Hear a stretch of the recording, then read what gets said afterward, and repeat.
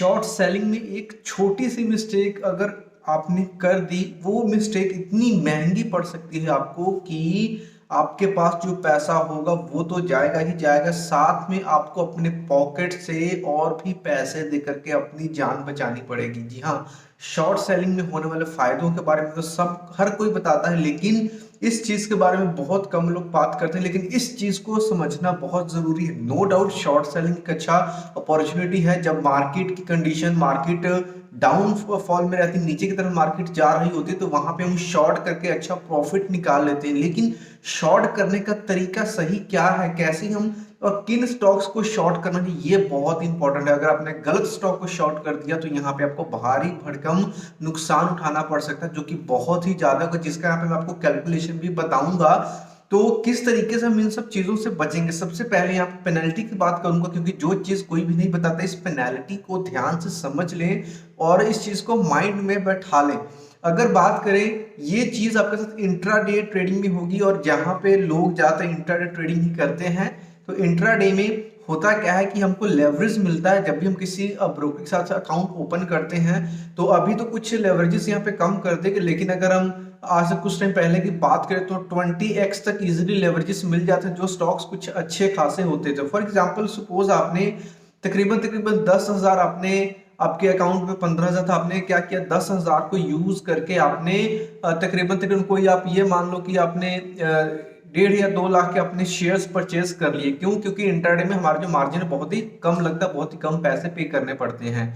तो आपने 10,000 पे करके 2 लाख के स्टॉक से आपने शॉर्ट कर दिए इंट्राडे में, आज के मार्केट टाइम में, ताकि प्राइस और नीचे जाएगा तो उसको मैं कम प्राइस में खरीद करके उससे और ज्यादा प्रॉफिट कमा लूंगा। अब छोटा सा बात करेंगे शॉर्ट सेलिंग कैसे काम करता है। शॉर्ट सेलिंग का मतलब स्पेशली वो व्यूवर्स जो इस चैनल के ऊपर नए हैं या फिर शॉर्ट सेलिंग का उनको डिटेल में नहीं पता है, बिल्कुल शॉर्ट में बताऊंगा।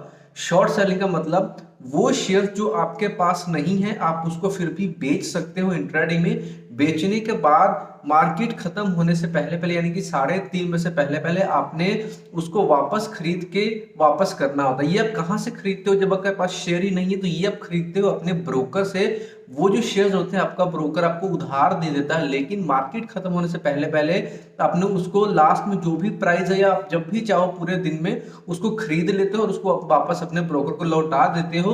अगर जिस प्राइस पे आपने शॉर्ट किया प्राइस उससे और नीचे जाता है, यानी कि आपको उससे और कम में आपने खरीदा और जो डिफरेंस था वो आपका प्रॉफिट बन जाता है। तो यहाँ पे लॉस और पेनल्टी की बात कैसे आती है, जो सबसे इंपॉर्टेंट चीज है पेनल्टी।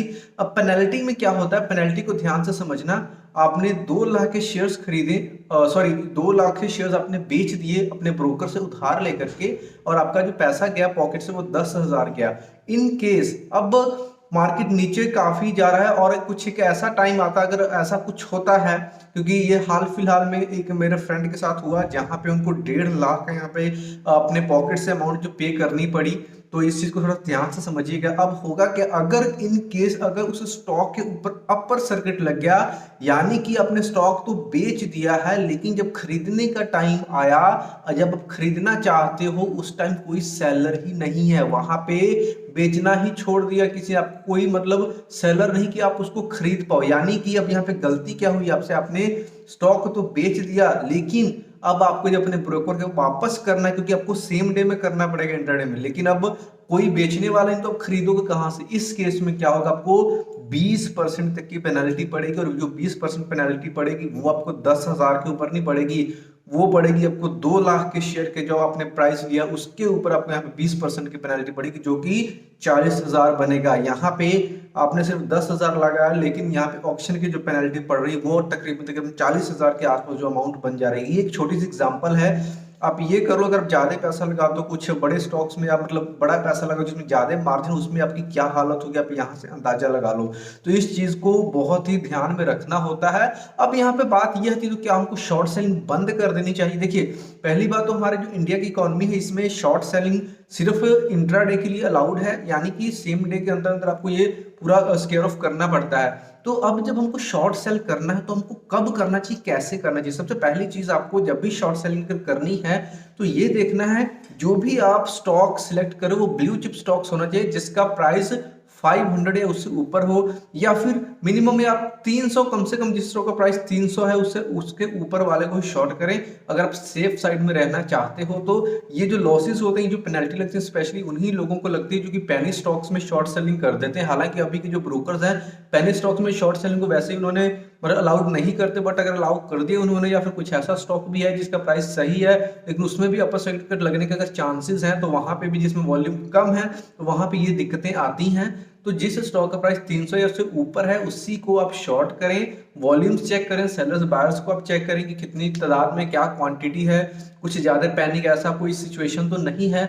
इन सब चीजों को देखने के बाद अच्छे स्टॉक्स में अगर आप इन्वेस्ट करोगे जहां पे आपको लगे कि ना तो कभी इसमें मतलब सेलर्स खत्म होंगे ना ही इसमें बायर्स खत्म होंगे, जो लेन देन है वो चलता रहेगा, उन्हीं स्टॉक्स में यहाँ पे अपने शॉर्ट करना है।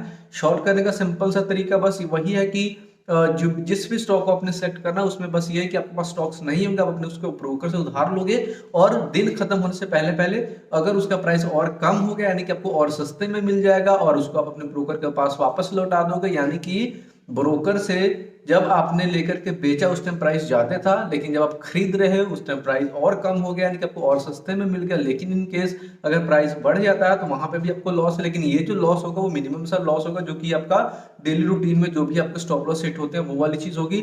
लेकिन अगर अपर सर्किट हिट हो गया, अगर वहां पे आपको सेलर्स नहीं मिलते हैं खरीदने के टाइम, तो वहां पे आपको लगेगी पेनल्टी, ऑप्शन पेनल्टी, जो कि बहुत बड़ी बन जाएगी। और इस चीज से बचने के लिए बस यही है कि आपको अच्छे स्टॉक्स में इन्वेस्ट करना है एक अच्छी रिसर्च के साथ। उम्मीद करता हूँ वीडियो को पसंद आई होगी और इस वीडियो को शेयर जरूर करें ताकि जो भी नया ट्रेड है उनको इस चीज के बारे में पता चल सके। तो उम्मीद करता हूँ वीडियो को अच्छी लगी होगी। कोई डाउट है क्वेश्चन तो नीचे कमेंट बॉक्स आपके लिए ओपन है। चैनल पर नए हैं तो वीडियो को लाइक करें, सब्सक्राइब करें। Thanks for watching. वीडियो में नेक्स्ट वीडियो में, तब तक के लिए बाय बाय।